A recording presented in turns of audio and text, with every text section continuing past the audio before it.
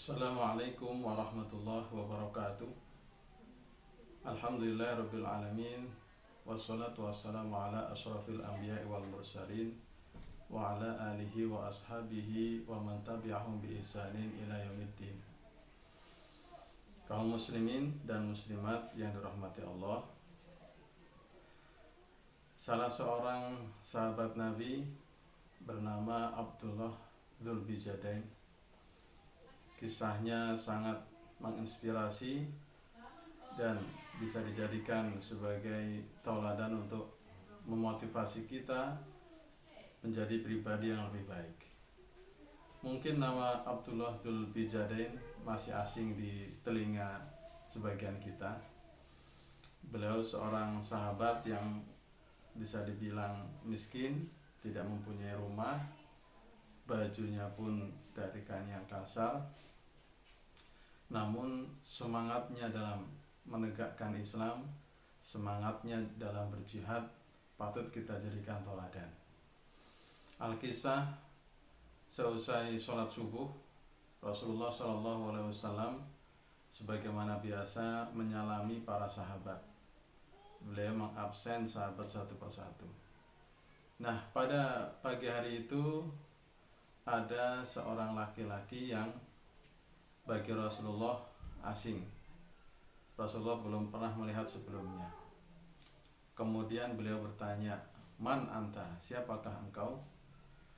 Lalu pemuda itu menceritakan perjalanannya. "Wahai Rasulullah, saya Abdul Uzza.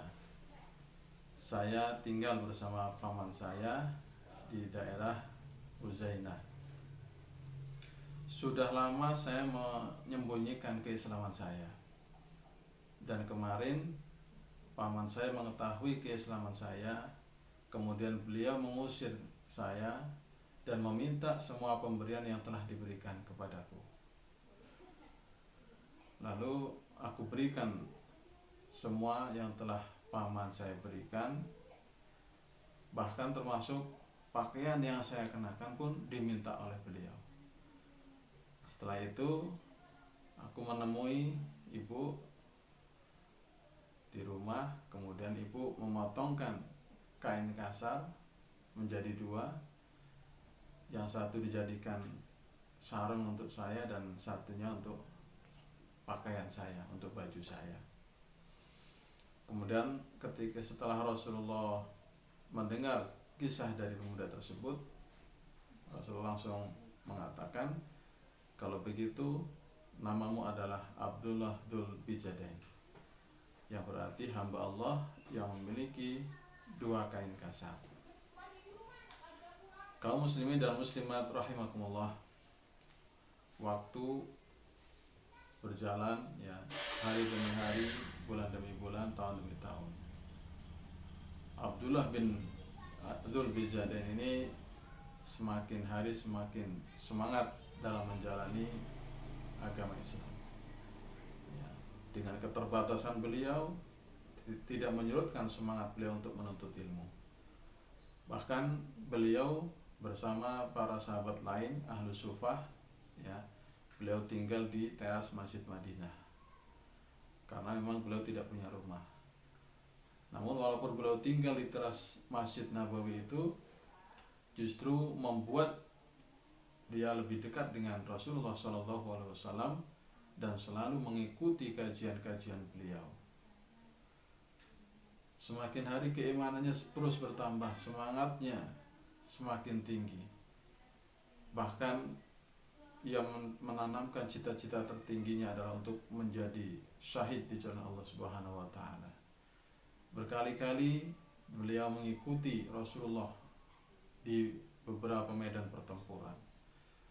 Bahkan Abdullah Dzulbijadain ini meminta didoakan oleh Rasulullah agar dia bisa mati syahid di jalan Allah Subhanahu wa taala.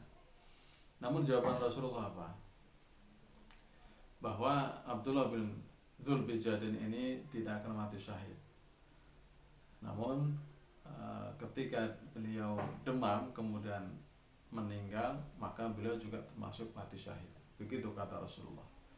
Dan benar, ketika suatu saat Abdullah Dzulbijadain ini mengikuti perang Tabuk. Ya, peperangan ini dimenangkan oleh kaum muslimin tanpa terjadi pertempuran. Artinya kaum muslimin memenangkan penaklukan ini tanpa adanya korban. Akhirnya Abdullah Dzulbijadain ini selamat,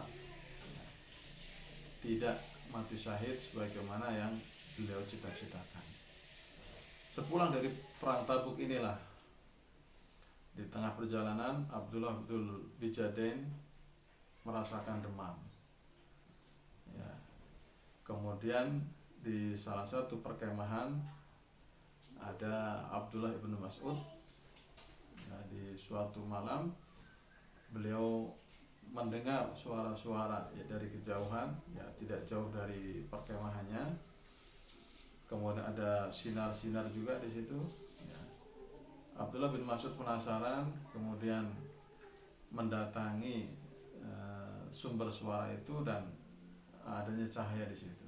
Ternyata beliau menyaksikan bahwa Rasulullah bersama Abu Bakar dan sahabat-sahabat yang lain sedang menggali kubur.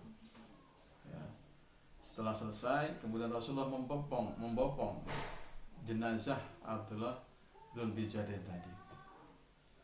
Setelah dimakamkan, Rasulullah mengatakan, "Ya Allah, aku ridho terhadap Abdullah Dzulbijadain, maka ridhoilah ia." Doa yang tulus dari Rasulullah SAW untuk seorang Abdullah Dzulbijadain.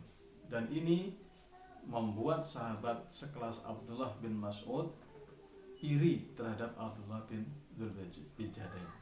Bahkan beliau mengatakan, seandainya jenazah itu adalah jenazahku. Ma'asyiral muslimin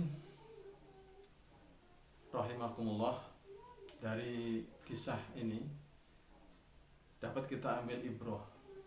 Yang pertama, bahwa keimanan adalah harga mati.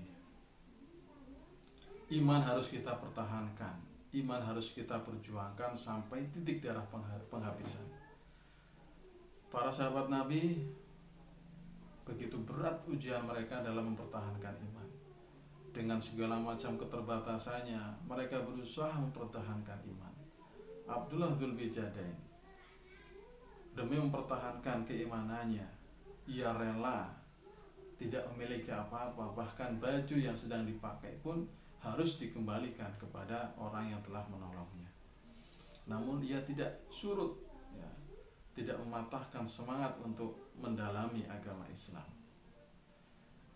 Ada beberapa sahabat yang lain juga mengalami ujian yang tidak kalah beratnya, seperti Mus'ab bin Umair, seorang pemuda yang bergelimang harta, ya, anak seorang saudagar kaya. Ketika beliau masuk Islam, maka semua pemberian orang tuanya diboikot, diembargo, ya. Beliau yang tadinya hidup bergelimang harta, ya, setelah masuk Islam berubah 180 derajat. Ia harus rela meninggalkan gemerlapnya harta dunia tersebut. Itulah Mus'ab bin Umair. Kemudian ada lagi Sa'ad bin Abi Waqqas.